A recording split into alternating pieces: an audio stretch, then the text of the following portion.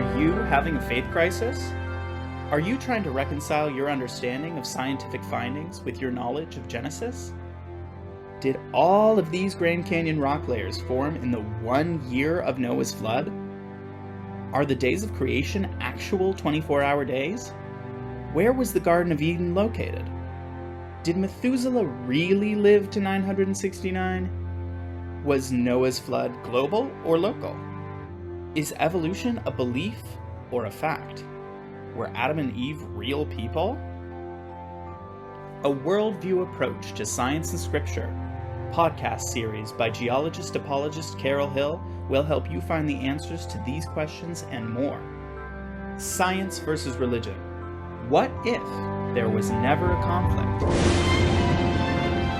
Find out why, from a worldview approach, there is no conflict. The purpose of this podcast series is to present solid science to the church, not to destroy faith, but to reconcile science with faith as a way to truth.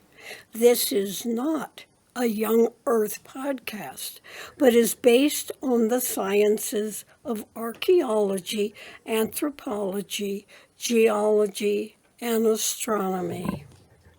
This is a new weekly podcast series, a worldview approach to science and scripture.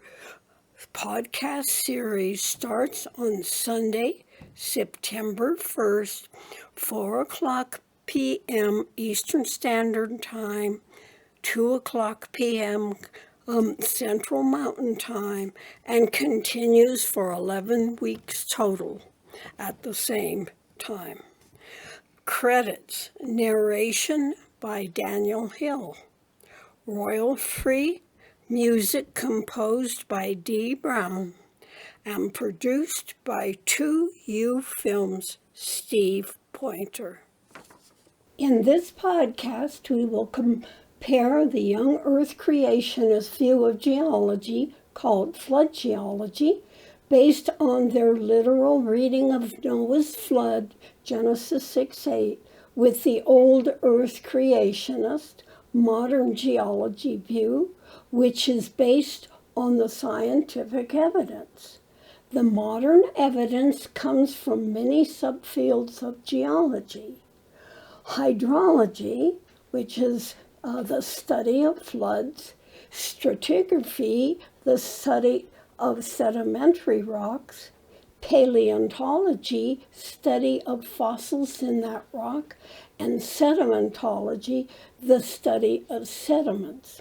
We will begin by comparing 4 differences between these two creationist positions.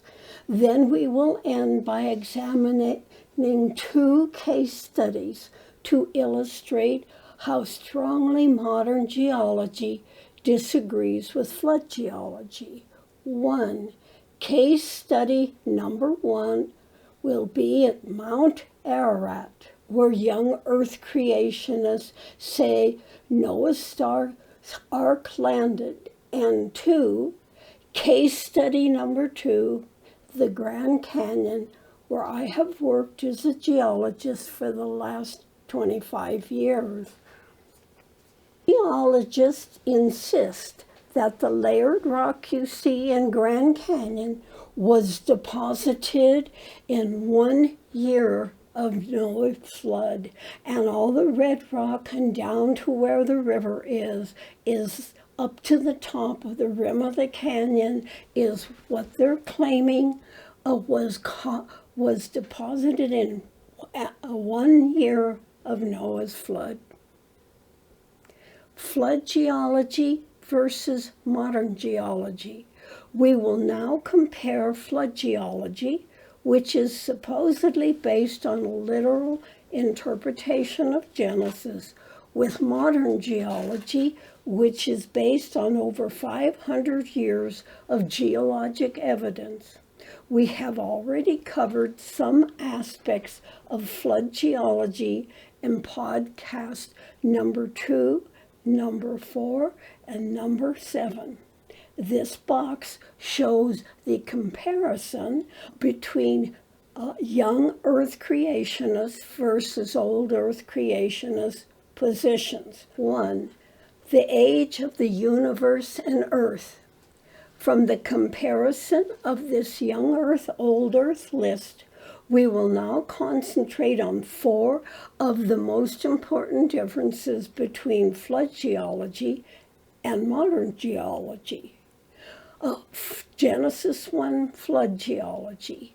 The universe and planet Earth was created about 6,000 years ago based on a 24 hours, 6 days of creation of Genesis 1. Modern geology, Genesis 1. The universe was created 13.8 billion years ago in the Big Bang, and planet Earth formed 4.56 billion years ago. This is a picture that James Webb Telescope took of hundreds of galaxies that appear to date to within 650 million years of the Big Bang.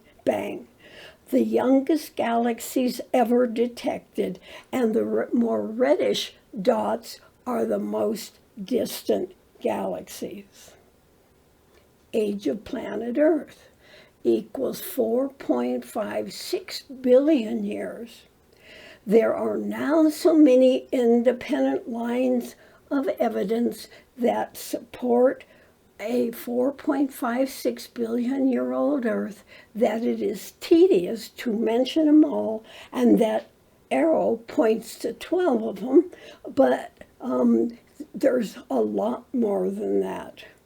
In fact, this evidence is now so overwhelming that it is akin to believing, like the church maintained before and after Galileo, that the earth and not the sun is the center of our solar system. Number 2, claim of young earth creationists is that it never rained on planet Earth before Noah's flood. Flood geology, Genesis 2, since it supposedly never rained upon the earth, which they interpret as being planet Earth rather than the ground, before Noah's flood, none or very little sedimentary rock could have formed before this time, and pre-flood locations like the Garden of Eden must have existed on a crystalline basement devoid of sedimentary rock. We covered that in podcast 4, but here is a picture of it again. This is the cross section of what the Kuwait area actually looks like, where the Garden of Eden occurred, and the top part is what Genesis claims, and that the location of the Garden of Eden was on a modern landscape, whereas the bottom is where flood geologists placed the Garden of Eden compared to where Genesis places it. Okay. Modern geologists' interpretation of Genesis 2. The logic of flood geologists assumes that Earth, Eretz, means planet or Earth. It does not. Genesis 1:10 says God called the dry land Earth. There is abundance of evidence in the sedimentary rock record that it has rained on planet Earth since after it formed from the solar nebula, and the picture to the right, there are fossil raindrop prints in the 270 million year old Coconino sandstone in the Grand Canyon. This is only one of many, many proofs that it rained in the geologic past. 3. No death of animals before Adam sinned. All animals were herbivores. Flood geologists, Genesis 3 and 4. Before Adam sinned and ate of the fruit of the tree, a world of perfect harmony, supposedly, existed on planet Earth. A world where there was no death, not even the death of animals.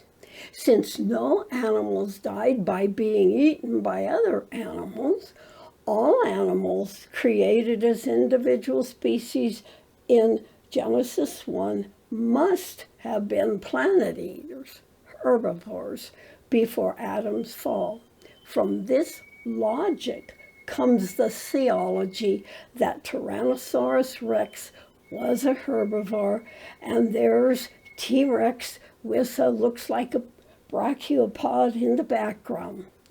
Does Tyrannosaurus rex look like he is a herbivore?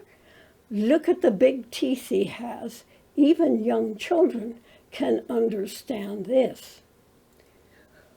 What are the consequences of the church teaching children that T-Rex was a herbivore based on their literal reading of Genesis? It is not literal, since the Bible never mentions dinosaurs. Second, the Bible never claims that animals did not die until Adam sinned, to Romans 5:12-13. Third, it is not true. T-Rex was a carnivore. This position has caused many young people, when they grow up, to distrust the church so that they give up their Christian faith entirely. Untruth, in the long run, only hurts the spread of the gospel. Number 4, fossils in sedimentary rocks represent the all-flesh of Genesis 7:21. Flood geologists' stance. Flood geologists claim that sedimentary rock containing fossils is a record of animals that perished in Noah's global flood. Modern geologists claims that the fossil record does not contain a hodgepodge of fossil types all mixed up together, such as should be expected for a global flood. Rather, rock layers contain unique assemblages of fossils, where increasingly complex life forms are found in successively younger strata. Number 4, fossils in sedimentary rocks represent the all-flesh of Genesis 7:21. And this is a brief history of life on planet Earth.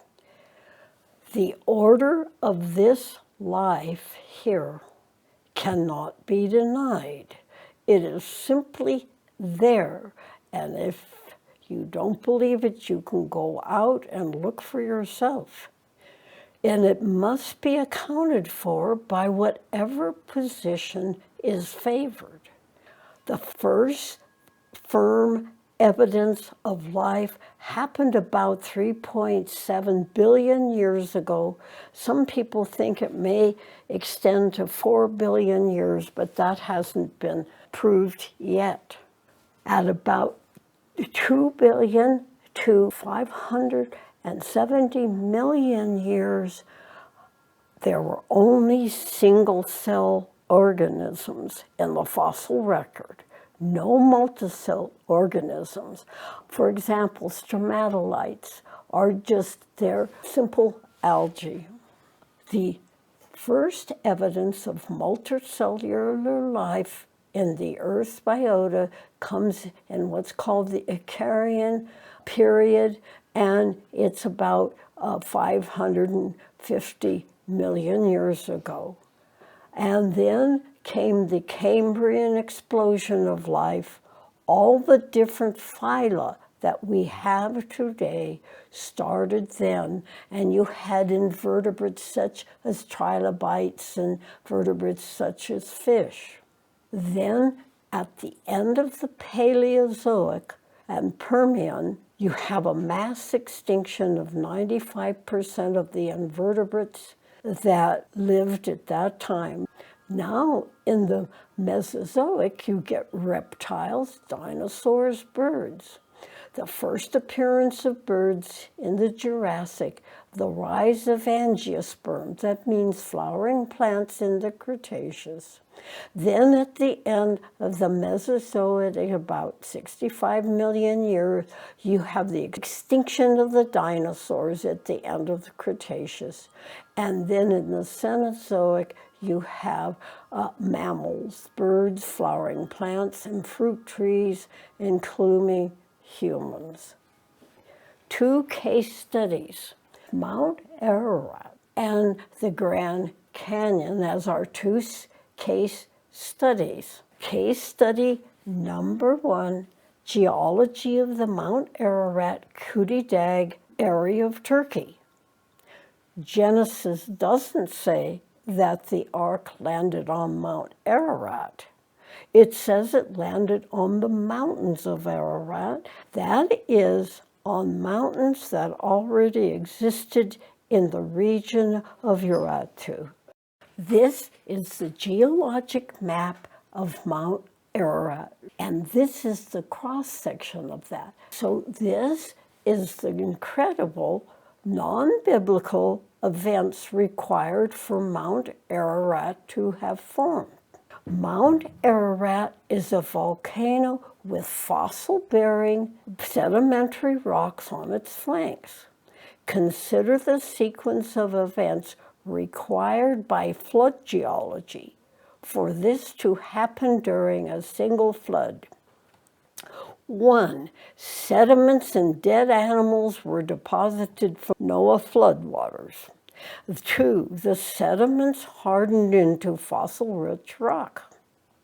3, magma is intruded up and through this hard sedimentary rock to create the entire 17,000-foot Ararat. This huge, once melted rock mass cooled at a miraculous rate. 5, Noah's Ark landed on it, all in 150 days. Now we're going to come to case study 2, Grand Canyon. This is a flood geology interpretation of the rock layer divisions of Grand Canyon with respect to the time specified by Genesis 7:8 for Noah's flood. This chart puts the deposition of all of the early flood layers up to the rim of Grand Canyon into a time frame of 150 days. That is even less than a year. Compare these times with the modern geology diagram in the next slide. A modern geology diagram of the rock layers in Grand Canyon showing its approximately 5,000-foot sequence of sedimentary and crystalline basement rock. Note that the early rock has been dated to 2 billion years old. The rim of the canyon is capped by the Kaibab limestone, which is about 270 million years old. Flood geologists claim that early flood Paleozoic there, rocks formed in only 150 days. What's on for next week? Evolution and the new genetics. Is evolution a belief or a fact? We are now finished with Noah's flood and geology, and will move on to an entirely different but equally controversial subject, biological evolution, and how a worldview approach to science and scripture may help solve any conflict you may have on the question, is evolution a belief or a fact?